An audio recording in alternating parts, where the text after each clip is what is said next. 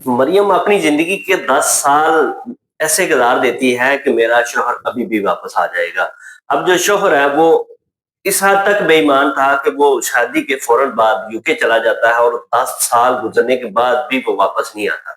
इस वाक़ये की तमाम तर डिटेल आज के इस व्लॉग में मैं आपके साथ शेयर करूँगा। अस्सलाम वालेकुम, मैं हूँ रिज़वान अली आपकी खिदमत में हाज़िर हूँ और आप देख रहे हैं मेरा डिजिटल। आपका रहायशी है इकबाल नामी, जिसकी वालिदा एक नर्स थी। अब वो बेटे को लेके कराची शिफ्ट हो जाती है और वहां पे वो जॉब करती है और वक्त गुजरता रहता है और उसी फ्लैट के अंदर एक मरियम नामी लड़की रहती थी और वो भी बड़े अच्छे खासे घर की थी। अब इन दोनों को आपस में मोहब्बत हो जाती है और बातचीत बढ़ना शुरू होती है और शादी तक चली जाती है। और 2 साल तक जो इकबाल है इस बात का इंतजार करता है कब बुलावा आएगा और कब मरियम के घर वाले ये मानेंगे कि हम शादी करवा रहे। अब मरियम की ये कोशिश थी, घर वालों से कहती रही कि मैंने इकबाल से शादी करवानी है जो कि हमारे फ्लैट में रहता है और किसी से मैंने शादी नहीं करवानी है। लेकिन वालिद और जो वालिदा थी वो इस बात पे बजिद थे कि हमने ये शादी नहीं करवानी उसके साथ, क्योंकि उस फैमिली और इकबाल की फैमिली में काफ़ी डिफरेंस था। लेकिन उसके वालिदैन उस बात पे नहीं मानते, 2 साल इस बात का वो इंतज़ार करते हैं कि कब मानेंगे वो। आखिरकार जो वालिदैन हैं वो इस बात पे मान जाते हैं कि हमने शादी मरियम की इकबाल के साथ कर देनी है।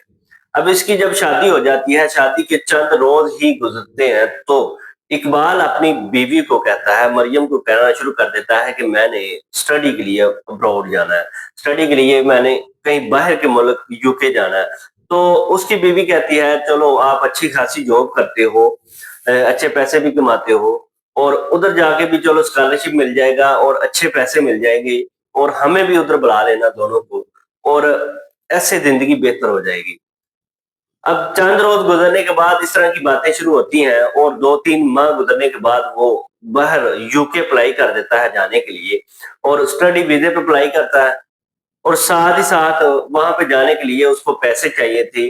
अब मरियम के घर वाले अमीर थे, 10 तोले उन्होंने अपनी बेटी को ज़ेवर दी। कीमती चीज़ें जो कि इकबाल के ससुराल वालों ने उसे जहेज में दी थी। अब इकबाल अपनी बीवी को इत्मीनान में लेता है और कुछ पैसे उसके पास थे और कुछ पैसों के वो 10 तोले जो ज़ेवर दिया था वो सेल करता है और वो चला जाता है। जब यूके चला जाता है तो ज़िंदगी के चंद माह ही अच्छे गुज़रते हैं, उसके बाद वो अ, वहाँ पे जाके सेट हो जाता है, अपनी स्टडी करता है, लेकिन वो पीछे जो अपनी बीवी बैठी थी, अपनी वालिदा बैठी थी, उससे वो किनारा कशी करना शुरू करता है और उससे बात कम करना शुरू कर देता है। अब एक रोज़ फिर वो अपनी वालिदा को कहता है कि आप ऐसा करो कि कराची छोड़कर सरगोदा अपने आबाई घर चले जाओ, क्योंकि मैंने अब वापस नहीं आना। अब वो अपनी वालिदा को वापस भेज देता है और अभी भी 10 साल तक जो है मरियम इस इंतज़ार में है कि मेरा शौहर इकबाल वापस आएगा और हमारी ज़िंदगी बेहतर हो जाएगी। अब उसके वालिदैन भी उसको यही कहते हैं कि हमने आपको मना किया था कि इसके साथ शादी ना करवाओ, लेकिन आपने हमारी एक नहीं मानी।